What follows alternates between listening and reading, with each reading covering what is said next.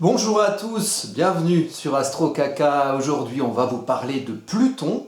On va parler de Pluton qui rentre dans le signe du Verseau, donc à partir du 23 mars 2023. Eh bien, c'est un Pluton qui change de signe, enfin, après on va dire une quinzaine d'années de transit en Capricorne. Pluton arrive en Verseau et va venir plutoniser le signe du Verseau et toute sa symbolique, après avoir un petit peu plutonisé, même beaucoup, le signe du Capricorne. Alors, ce qu'il faut savoir déjà pour rentrer dans les énergies, là on va faire des études de cartes. Donc on va avoir la carte de l'entrée de Pluton en Verseau le 23 mars, qui est cette carte-ci.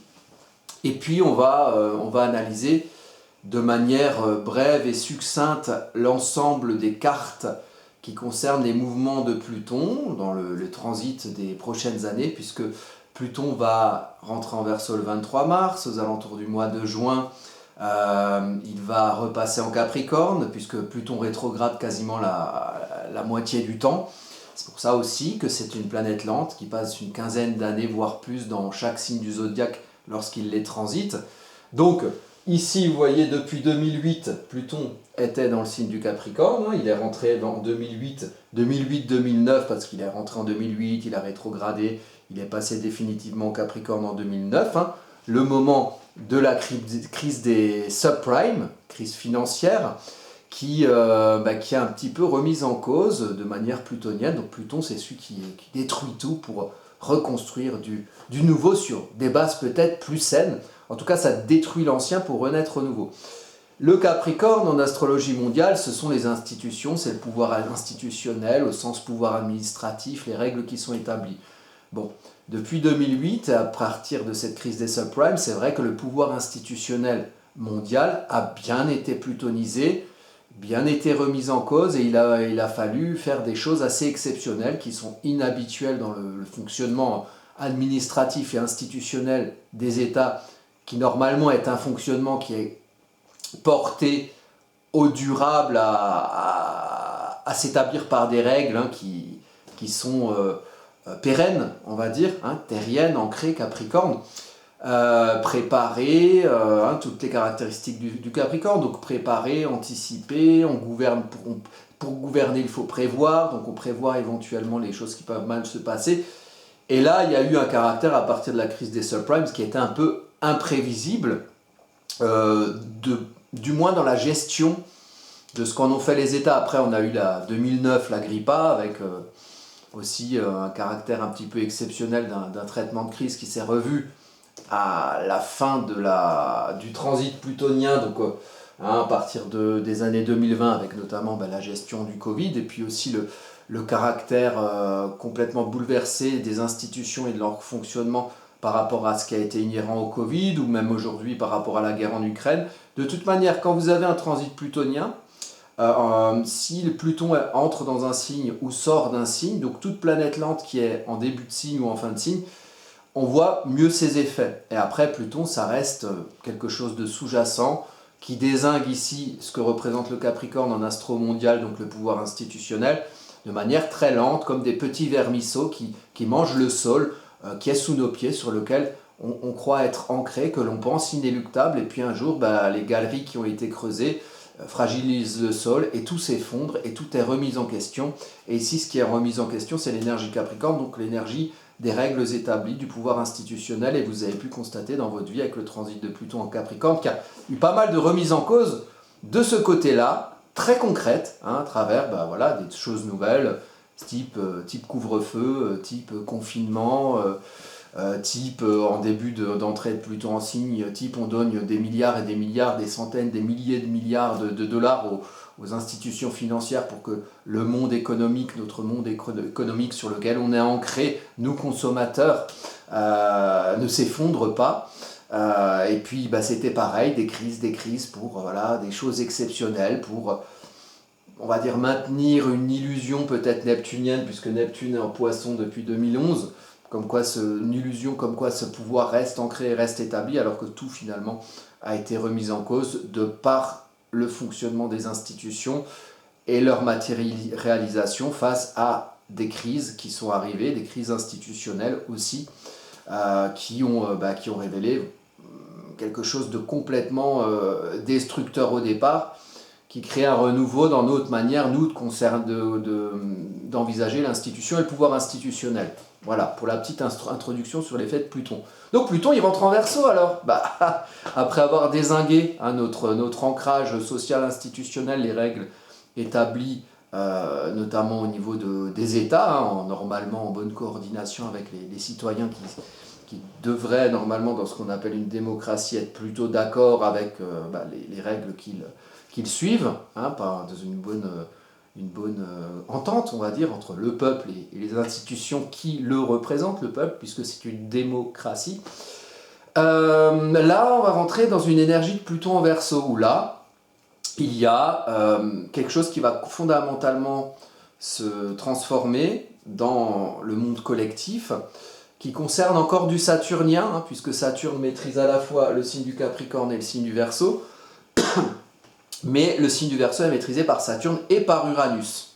Donc il y a une portée qui relie quelque chose d'établi, Saturne, une réalité concrète, une réalité de quelque chose qui est inhérent au signe d'air, donc une réalité de nos réseaux communicationnels, nos manières d'interagir, la manière du collectif d'interagir à travers différents outils, qui Internet, qui maintenant, voilà, une petite évolution vers le métaverse, ou peut-être aussi la Second Life, et puis peut-être aussi une remise en cause du transport des informations via peut-être l'électricité, peut-être les réseaux électriques qui en soi sont des réseaux énergétiques sur lesquels sont basés le relationnel via les réseaux de communication actuels, que ce soit les réseaux sociaux, Internet, de manière actuelle d'interagir. Donc quelque chose de plutonien qui rentre là-dedans, qui risque un peu de dézinguer nos manières d'appréhender tout ça.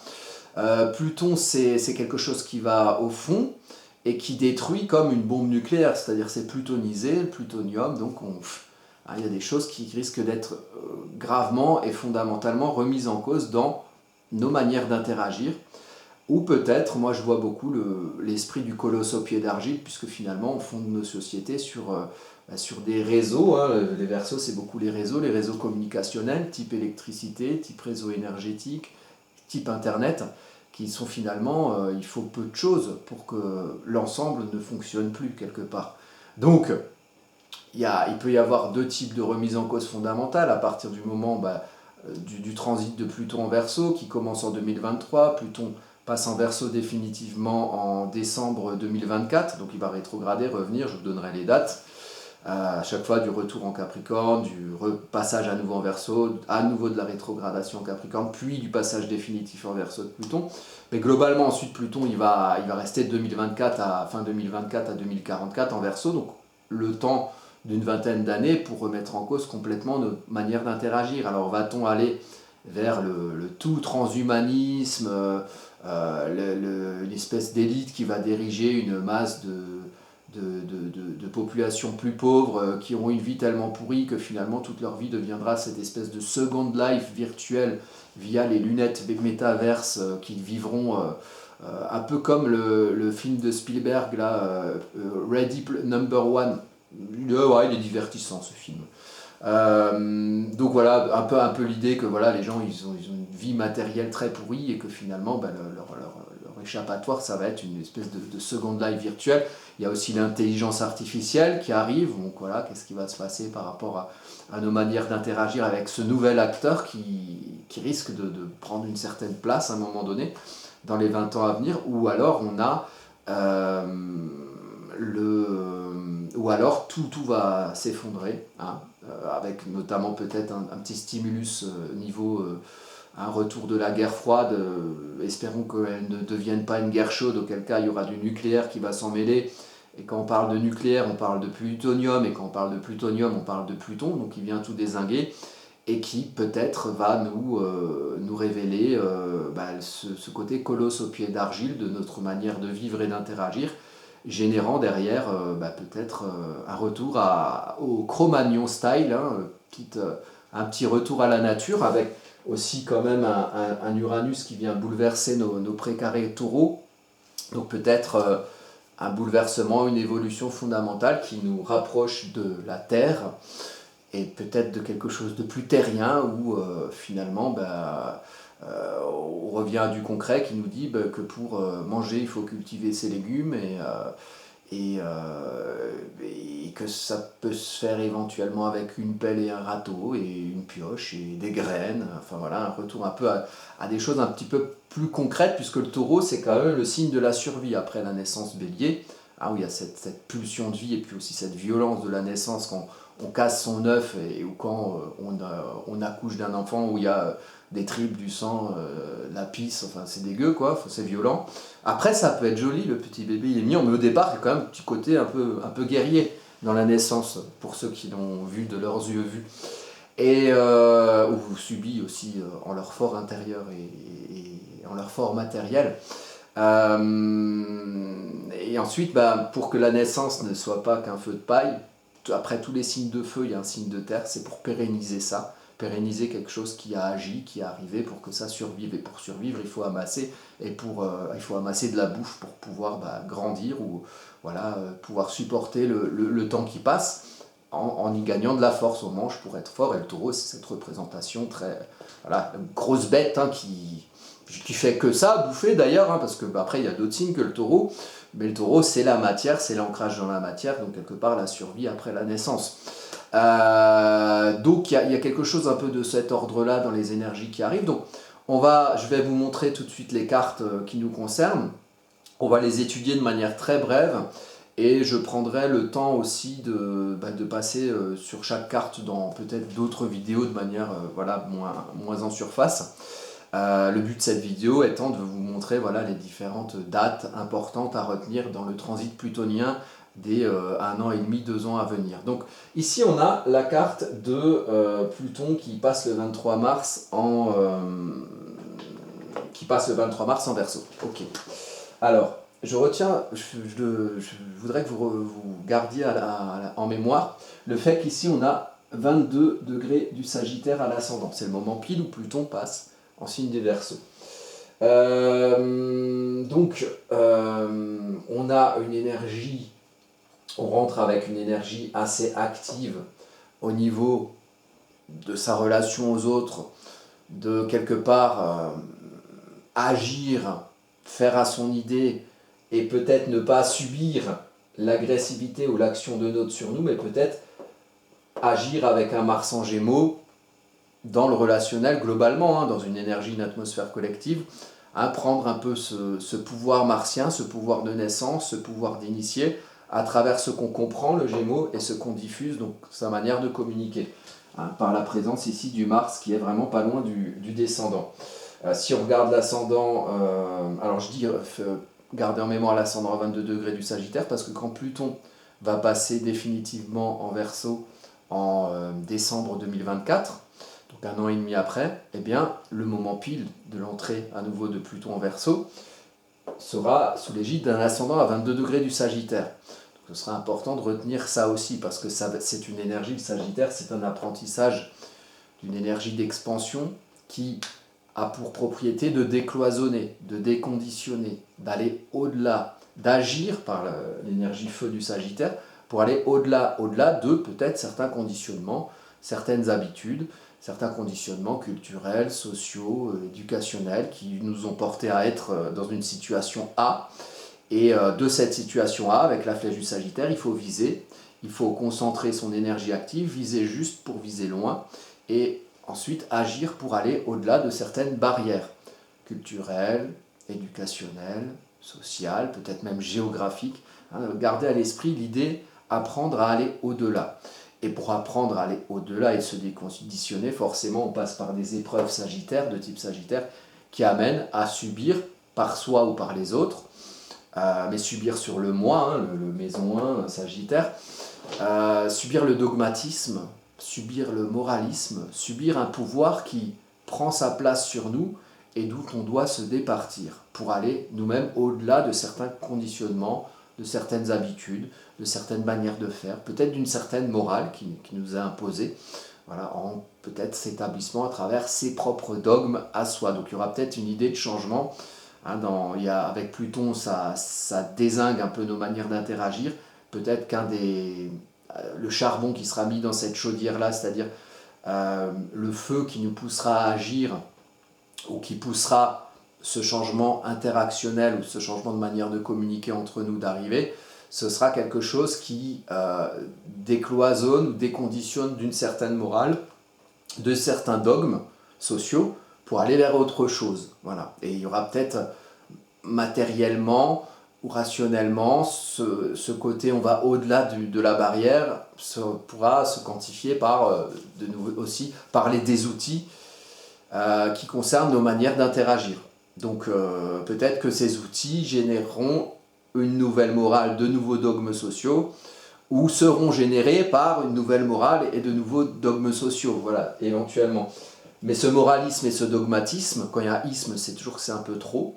Et quand on parle de Sagittaire, le maître c'est Jupiter, et Jupiter il a tendance aussi à prendre un peu trop de place et à prendre parfois la place d'autres. Donc peut-être une morale ou un moralisme qui prend la place, peut-être d'autres morales ou d'autres dogmes qui seraient différents. Donc il y aurait un peu le côté Jupiter, planète d'air dans le signe de feu, donc une extension un peu du côté un peu agressif du signe de feu. Donc peut-être des combats de dogmes, des guerres de religion. Hein. On est à la fin de l'ère du poisson qui a été jalonné, l'ère des poissons, c'est 2160 ans à peu près depuis Jésus. Hein.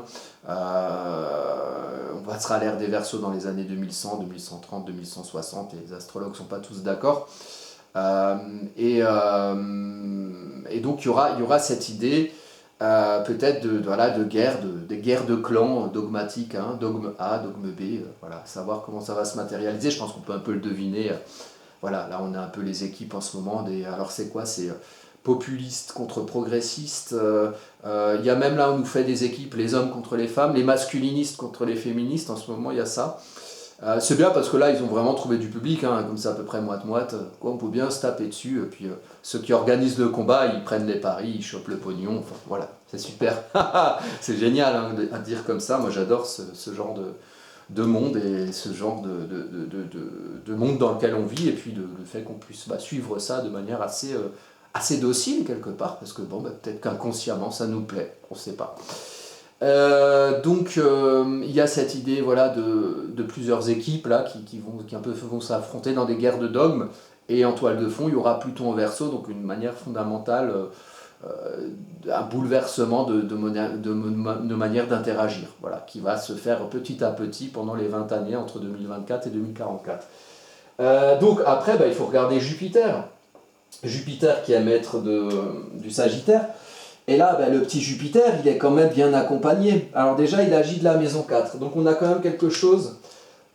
Mars au descendant, hein, on agit, il y a le côté un peu guerrier dans le relationnel. Donc quand je vous dis des équipes qui se battent, ça peut être dans ce lot-là.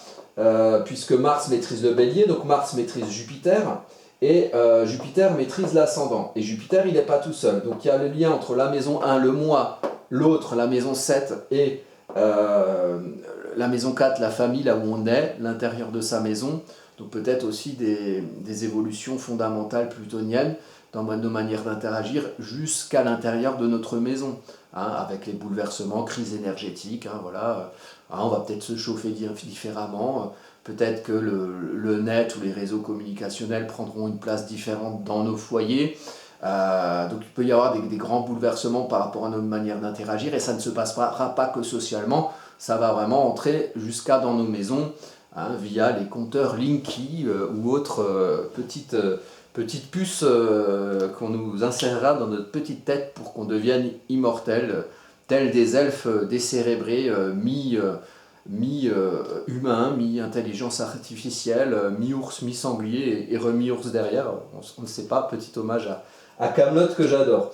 Alors, donc oui, alors on a Chiron, on a Jupiter, on a Vesta, et puis on a la Lune qui vient mettre la lumière émotionnelle là-dedans, dans une énergie bélier, avec quand même un petit côté un peu impatient, un peu combatif. Lune en bélier, c'est à la fois on est en confort émotionnel dans l'action, on est en confort émotionnel éventuellement dans la confrontation, et puis un petit côté impatient hein, dans la Lune en bélier, où voilà, il y a un besoin d'agir, il y a un besoin d'entrer dans l'action au niveau des choses qui se passent, peut-être pour aller au-delà de certaines barrières, de certains conditionnements entrer dans une équipe moraliste ou dogmatique au niveau de ce qu'on fait dans son foyer. Hein, donc peut-être prendre parti pour l'équipe A ou pour l'équipe B, même là où on est. Donc ça peut aussi générer des conflits familiaux éventuellement, comme on a pu le voir avec le Covid, les anti-vax, les pro-vax, les anti-masques, les pro-masques, enfin bref, voilà, tout ce qu'on connaît un petit peu en ce moment. Donc une idée de confrontation un peu exacerbée même dans le foyer, puisque Jupiter vient prendre beaucoup de place ici. Il y a l'énergie chironienne, le blessé guérisseur à guérir dans le bélier. Et puis Vesta, la flamme intérieure, donc on aura vraiment foi en son église jusqu'à l'intérieur de son foyer, et il y aura quand même une idée à travers nos manières de vivre, même dans l'intime de nos foyers, de nos cocons émotionnels. Il y aura même là, ici, jusque-là, pas que dans le social, mais jusqu'à l'intérieur de nos foyers, une idée d'aller au-delà de certains conditionnements, d'une certaine barrière, d'une certaine morale, d'un certain dogme, avec évidemment des côtés affrontements entre ceux qui seront d'accord sur un dogme et les autres qui seront d'accord sur le dogme d'en face, qui dira que le premier dogme c'est de la merde, et puis tout le monde dira que l'autre c'est de la merde, et puis on aura les côtés un peu, voilà. Et ça participera à la plutonisation, donc le côté un peu désengage de nos manières d'interagir. Donc là je vois pas un truc très, c'est pas super la paix, hein, c'est pas la forêt des rêves bleus, il y a quand même quelque chose un peu, ça fight un peu, voilà. Et peut-être que ça va se terminer, cette énergie-là va un peu démarrer la fin mars 2023, et peut-être que ça va aller jusqu'à, donc j'ai mis la carte du 19 novembre 2024, c'est le moment où Pluton rentre définitivement dans le signe du Verseau, puisqu'en attendant il rétrograde en Capricorne, et il revient en Verseau, il rétrograde en Capricorne et revient en Verseau. Je vais vous donner les dates après. Du coup, il y a ici, comme vous le voyez, un ascendant qui est aussi à 22 degrés du Sagittaire. Il y avait peu de chance quand même que ça tombe pile au même endroit. Donc il y a peut-être un focus qu'il faut faire sur cet ascendant Sagittaire. Là, vous voyez, j'ai gardé les mêmes ronds que j'ai entourés quand on avait Mars au descendant en Gémeaux. Et là, qu'est-ce qu'on a ? On a Jupiter. Tiens, Jupiter, le maître d'ascendant. Ah, il y a peut-être quelque chose à voir. Que de coïncidence. Et puis vous voyez ici, Chiron est resté au même endroit en Bélier, et symboliquement dans ce rond, il y a le nœud lunaire nord qui est passé en Bélier, puisque le nœud lunaire nord passe en Bélier, mi-juillet, je crois que c'est le 18 juillet, je ne suis plus sûr, mi-juillet en tout cas, 2023. Donc là, on a le destin collectif aussi qui va vers cette énergie active, cette action, cette impulsion, cette initiation, le démarrage de quelque chose qui commence aussi dans une énergie de naissance qui peut être un peu Bélier, donc confrontationnel, on défonce des portes, on a vraiment une pulsion de vie, une envie d'agir. Donc là, du coup, les maisons sont au même endroit. Le Bélier, il reste dans maison 4, donc il y a le côté un peu, voilà, on agit dans son foyer, maison 4, là où on vit. Et donc Jupiter, il est passé de la maison 4 à la maison 7, ou maison 6, 7, en tout cas proche du descendant. Et il a pris la place de Mars, qui était en Gémeaux à l'entrée, donc le 23 mars 2023, de Pluton en Verseau. Donc à l'entrée, on a Mars, au passage définitif en Verseau en novembre, pardon, c'est le 19 novembre 2024, donc le 19 novembre 2024, un an et demi après, on a donc Pluton qui passe définitivement en Verseau et Jupiter qui prend la place de Mars. Donc Mars, on commence l'action, et Jupiter, là, on prend vraiment sa place. Et on va dire qu'il y a Jupiter, en plus là, vous voyez, on ne voit pas bien, mais il est rétrograde Jupiter. Donc il y aura vraiment une idée de prendre conscience de la place qu'on prend dans la relation à l'autre, et peut-être dans la diffusion de ce qu'on comprend rationnellement, de ce qu'on intellectualise. Là, ici, on parle quand même de Pluton en Verseau, donc Pluton en Verseau, il est où ? Il est là. Donc on part de Pluton en Verseau. Pluton en Verseau qui change nos manières d'interagir. Là, on est dans la communication avec les autres, avec le Gémeaux au descendant. Jupiter, il vient peut-être demander à ce qu'on comprenne quelle place on doit prendre dans la relation aux autres, et quelle est la place de notre expansion et de notre pouvoir sur l'autre, et peut-être quelle est la place du pouvoir de l'autre sur nous dans nos interactions. Jupiter, il y a aussi un côté légaliste, c'est Zeus Jupiter, donc c'est le maître des lois, Donc peut-être que quand on parle ici d'aller au-delà dans le moi de certains conditionnements, d'aller au-delà de conditionnements culturels, socio-éducatifs et d'aller au-delà peut-être de certains carcans moraux et dogmatiques, hein, on peut aussi envisager ici, dans sa relation à l'autre, quelle place doit prendre ce déconditionnement du moi, donc le fait d'aller au-delà de certaines barrières et d'agir pour exprimer son identité au-delà de certaines barrières, avec un monde qui change, des interactions qui sont complètement remises en question, des manières d'interagir qui sont fondamentalement transformées. Quel pouvoir on prend dans la relation à l'autre et quel pouvoir l'autre prend par rapport à nous, et quel pouvoir le pouvoir jupitérien, donc peut-être le côté institutionnel aussi, prend sur nos manières de communiquer et nos manières de comprendre, hein, comprendre rationnellement, de comment un pouvoir jupitérien peut nous dicter notre manière de penser et nos manières de communiquer. Honnêtement, ça pue. Moi, je trouve que ça pue, ça. Ça veut dire qu'en gros, peut-être qu'il y a une possibilité que le changement de morale et de dogme, il puisse venir aussi d'un pouvoir jupitérien. Hein, suivez mon regard, hein, qui se revendique comme jupitérien en France par les temps actuels, hein, qui rentre jusqu'à nos manières de penser, d'intellectualiser et nos manières de diffuser. Donc, tout le monde ne sera pas d'accord peut-être avec ça. Il y aura peut-être l'équipe à Macron contre l'équipe des anti-Macron qui diront non, je ne suis pas un numéro et je ne veux pas rentrer dans le monde de Demolition Man. Je ne sais pas si vous connaissez ce film avec Stallone, mais il retrace assez parfaitement la vie actuelle. Il y a le côté Le meilleur des mondes, 1984. Bon. Il y aura l'idée de comprendre la place que prend peut-être nos évolutions intellectuelles ou nos évolutions, presque nos changements de prisme de rationalité par rapport à une situation qui était précédente quand Pluton n'était pas encore en Verseau et quand Pluton n'était pas encore en fin Capricorne. Et si vous regardez, on a complètement changé de manière d'appréhender les choses et peut-être d'appréhender un pouvoir jupitérien depuis 2020. Essayez de vous imaginer, revenez, faites un retour vers le futur en 2019 ou en 2018 et essayez d'envisager que tout ce que vous avez eu sur la gueule depuis, couvre-feu, confinement, des virus, on ne sait trop d'où ça vient, des guerres, en 2019 on ne pensait pas qu'on allait avoir un risque de revenir à une guerre nucléaire. Eh bien en 2023, on pense rationnellement, on se dit que c'est possible, vous voyez.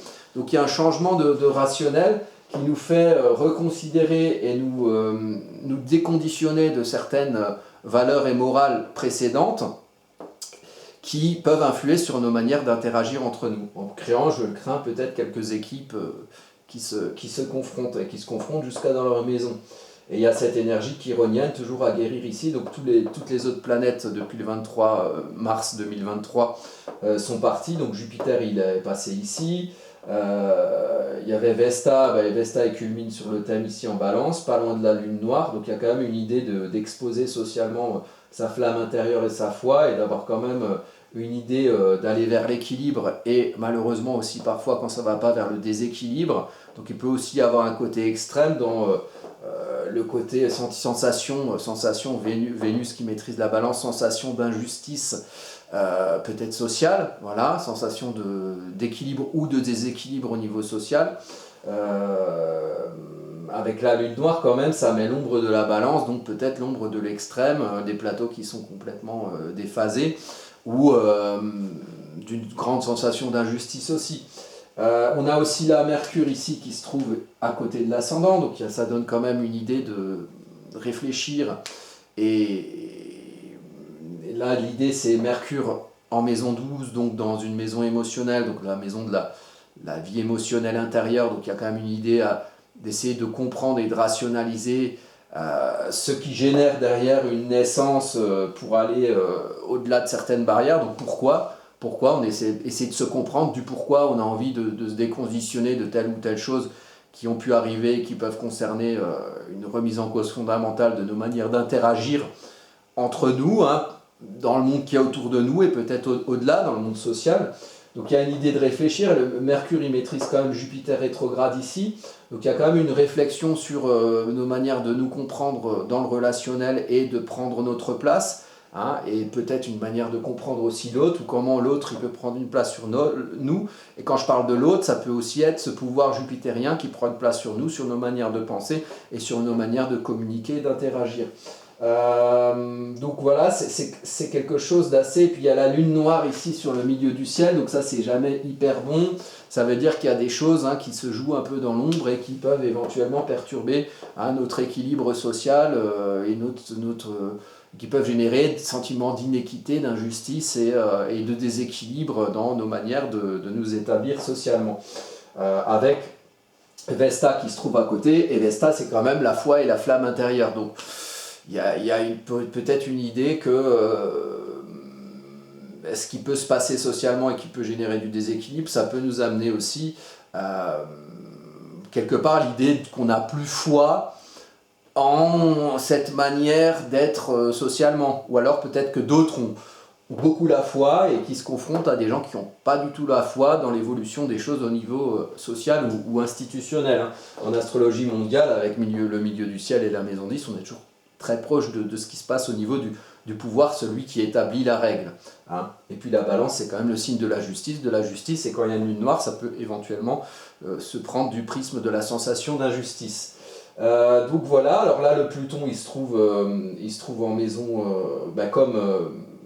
comme dans la première carte, hein, il se trouve dans la maison du passage entre la maison 1 et la maison 2, vous voyez ici. Donc c'est quand même l'idée de transformer fondamentalement notre manière d'interagir dans le domaine de l'expression de nos identités et dans le domaine de la transposition de nos identités dans le monde de la matière, dans le monde de notre vie matérielle, dans nos manières de gagner nos vies. Donc il y a quand même aussi l'idée qu'il y aura, au-delà des considérations de je suis, je veux m'exprimer, tout ça, hein, je suis mon identité, je suis ma personnalité, il y a quand même l'extension de cette personnalité dans le monde de la matière, donc il y aura peut-être aussi des choses très matérielles qui vont naviguer autour des transformations de nos manières d'interagir, donc des outils éventuellement, voilà, métaverse ou transhumanisme ou plus d'électricité, Cro-Magnon, voilà, des choses très très concrètes qui vont se transformer aussi pour nous. Malheureusement ou heureusement, on verra comment les choses évoluent. Donc je vous donne juste, parce que du coup, moi, là j'aurai pas le temps de déployer l'ensemble des cartes, je vous donne juste un petit aperçu des mouvements de Pluton les prochains temps. Donc la première considération, ça va être le 1er juin 2023, puisque Pluton revient en Capricorne. Donc là, Pluton revient en Capricorne, on a, donc il se trouve ici, c'est un ascendant, je vais peut-être un peu effacer tout ça là, parce qu'il a mon petit chiffon, bon on s'en fout. Donc Pluton il rentre en Capricorne, donc alors on a un ascendant Capricorne. Donc là, il y a la remise en lumière donc ça c'est le 1er juin 2023, 23h33 pour être précis. Donc là c'est la carte de Pluton qui revient en Capricorne. Donc Pluton il est en maison 1, donc il revient dans le signe du Capricorne. L'ascendant il est Capricorne, donc c'est une mise en avant de peut-être ce pouvoir institutionnel, en tout cas de nos capacités peut-être d'anticiper, de s'établir, de se faire des objectifs.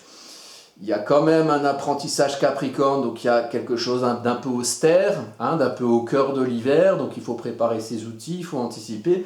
Et moi, ce que je trouve qui pue un petit peu, c'est le trigone à Mars, ici, le trigone quinconce, pardon, à Mars ici, donc on est à 15 degrés, on est à 12 degrés, donc il y a 3 degrés d'orbe.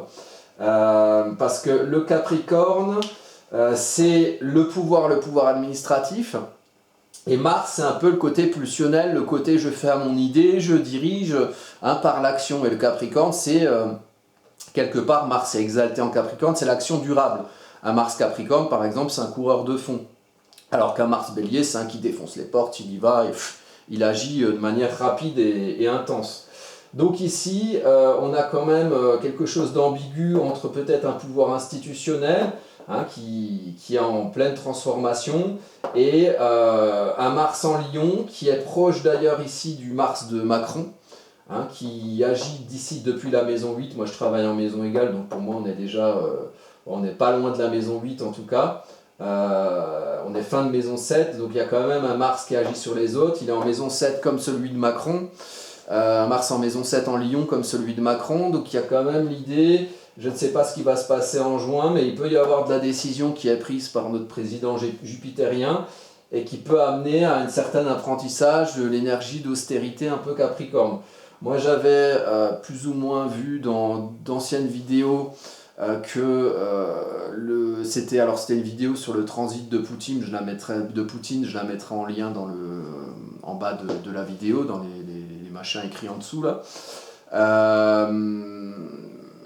J'avais prévu que voilà, les thèmes de Macron, de Poutine et de l'Union européenne, mis ensemble fin juin, aux alentours du 27 juin, c'était un peu une grosse période de tension, notamment par rapport à ce qui se passait en Lion, parce que là il y a le Mars de Macron, mais le Pluton de Poutine, il est à peu près, il est un peu plus loin là, il est aux alentours des, je sais plus, vers les 20 degrés, donc il n'est pas très loin de là non plus.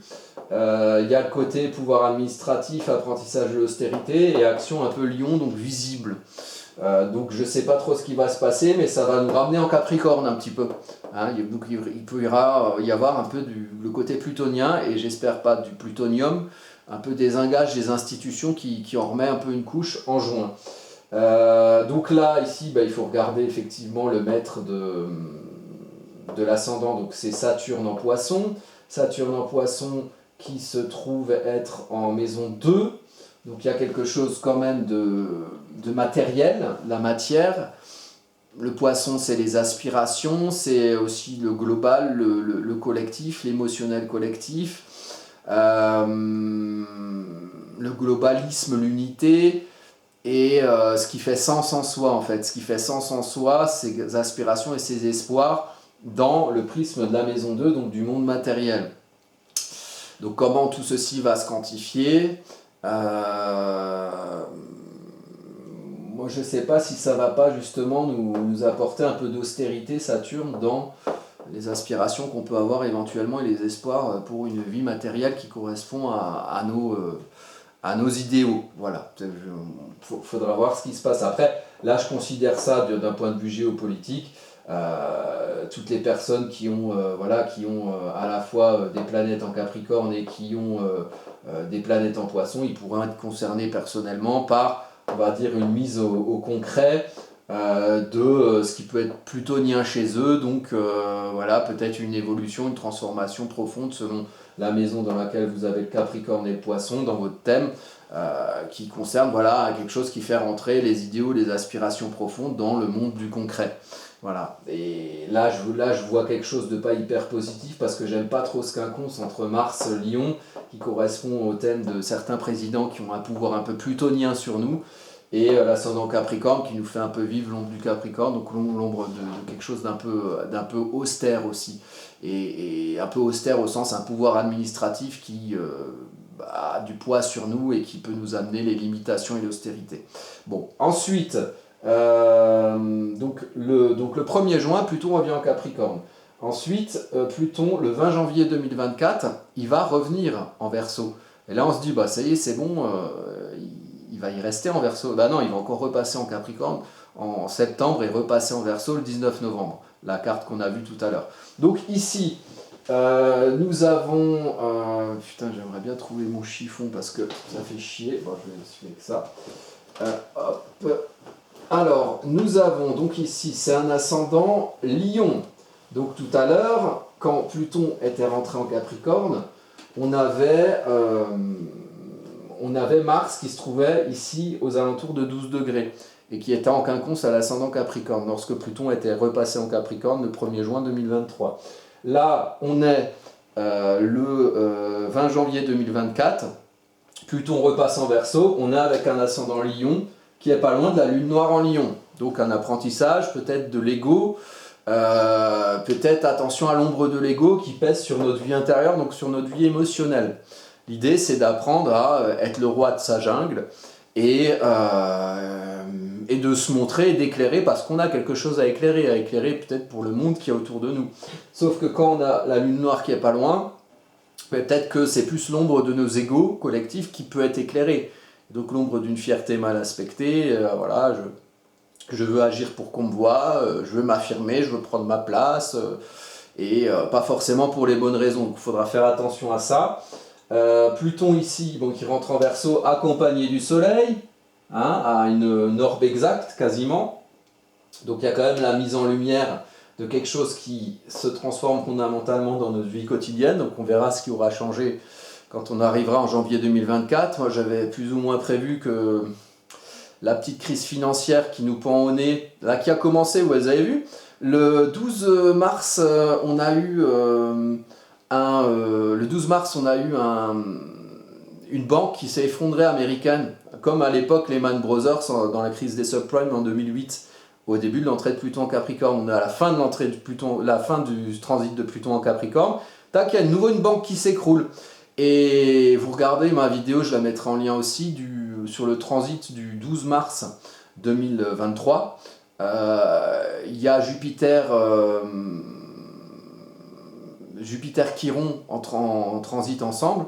Et la dernière fois qu'il y avait eu un aspect similaire, une des dernières fois, c'était avant le crack de 1929, le jeudi noir, le crack de Wall Street de 1929, crack financier, crack boursier, crack mondial, voilà, qui a généré derrière la Seconde Guerre mondiale, donc c'est pas super rigolo. Et il y avait un aspect qu'il y a toujours dans les cracks boursiers, c'est nœud lunaire nord avec Chiron, ensemble, en conjoint, et on retrouve ça le 19 février 2024. Donc là, on n'est pas loin, on est juste avant, et là, il y a un changement de nos manières d'interagir dans la vie quotidienne maison 6 qui est éclairé par le soleil. Donc on est peut-être dans les prémices d'une potentielle crise financière à ce moment-là, on verra bien. Et puis le soleil, il maîtrise l'ascendant, donc peut-être que la mise en valeur de nos égos personnels et de nos volontés de nous affirmer en tant que ce qu'on est, elle est mise en valeur et par des transformations fondamentales dans nos manières d'interagir au quotidien. Voilà. Et ensuite, alors je passe là, je ferai des vidéos spécifiques sur chacune de ces cartes. Là, juste, je voulais vous montrer, donc là, on est le 20 janvier 2024. Le 2 septembre 2024, on a Pluton qui retourne dans le signe du Capricorne. Donc là, on l'a Pluton qui retourne dans le signe du Capricorne avec un ascendant Scorpion. Pluton qui retourne dans le signe du Capricorne, il est ici. Voilà, donc il est toujours dans la maison 2, il y a toujours quelque chose de très matériel. Il ne va pas y retourner longtemps, donc là, on est avec l'ascendant Scorpion qui est maîtrisé par Pluton et par Mars. Et Pluton et Mars, vous voyez, ils font des quinconces, ils font un quinconce ensemble, et Mars est même le sommet d'une figure iode entre l'ascendant et Pluton. Donc ce Mars, il se prend beaucoup d'énergie dans la gueule. En plus, Mars, il est dans la maison plutonienne, la maison 8 et des transformations fondamentales. Là, c'est quand même assez actif et il y a du changement en profondeur. Et ça revient, c'est le dernier passage de Pluton en Capricorne. Donc, en septembre 2024, il pourrait y avoir de gros changements au niveau du pouvoir institutionnel. Je ne sais pas lequel, hein, peut-être c'est le moment où ils vont décider de faire une dissolution en France, on ne sait pas. Et voilà, beaucoup d'énergie active, c'est un Mars qui est à nouveau en Gémeaux, comme c'est le même positionnement de Mars, hein, il aura fait tout le tour, le même positionnement de Mars que Mars a le 23 mars 2023 à l'entrée de Pluton en Verseau. Donc là, il va falloir faire attention à cette carte, beaucoup d'énergie et une énergie Scorpion qui met vraiment en valeur Pluton. Je pense qu'on risque de s'en rappeler de septembre 2024 éventuellement au niveau pouvoir institutionnel. Et pour finir, c'est la carte qu'on a vue au départ, donc la carte qu'on a vue tout à l'heure, donc le 29 avril 2024, le 29 novembre 2024, nous avons donc l'entrée définitive, après beaucoup de soubresauts, l'entrée définitive de Pluton en Verseau, si je veux bien ça caler ma carte, l'entrée définitive de Pluton en Verseau avec cet ascendant à 22 degrés du Sagittaire, le même ascendant qu'à la première entrée de Pluton en Verseau le 23 mars 2023. Donc je pense qu'on va bien s'amuser, les amis. Voilà. On a un gros virage depuis début 2020. Le virage n'est pas fini, on est en plein milieu. On en saura beaucoup plus sur la sauce avec laquelle nous allons être mangés, ou peut-être nous allons manger nous-mêmes. Peut-être un plat que nous préférons, hein, voilà, éventuellement, si on se décide à décider pour nous et pour nos vies, et d'être tous des adultes responsables ensemble qui décident de l'orientation que prennent leur vie collective, on ne sait jamais. Et puis sinon, on subira les effets du temps, voilà, du temps politique qui pèse sur nous. Donc voilà, beaucoup de changements, beaucoup de transformations, et la fin du virage c'est plutôt pour 2026, hein, entre 2026 et 2030. Mais en attendant, jusqu'à 2026, beaucoup de mouvements, beaucoup de choses qui vont un peu nous plutoniser. Et là, Pluton navigue entre plutoniser les institutions, le pouvoir administratif, les règles établies, et modifier derrière nos manières d'interagir plutôt Verseau. Voilà, et écoutez, moi je vous remercie pour votre attention et puis votre fidélité. J'espère que les informations auront été compréhensibles et intelligibles ici. Je ferai des cartes sur chacune, des vidéos sur chacune des cartes pour aller un peu plus en profondeur dans l'interprétation de chacune. Et puis voilà, moi si vous souhaitez aussi plus individuellement étudier l'astrologie et votre thème natal, en bas il y a des descriptions sur des liens sur les prestations d'astrologue que je propose, peut-être pour mettre à la lumière de ces cartes qui sont collectives, votre thème individuel, et puis voir ce qui peut se passer pour vous durant ces périodes. Je vous remercie de votre attention, je vous dis à bientôt pour de prochaines vidéos.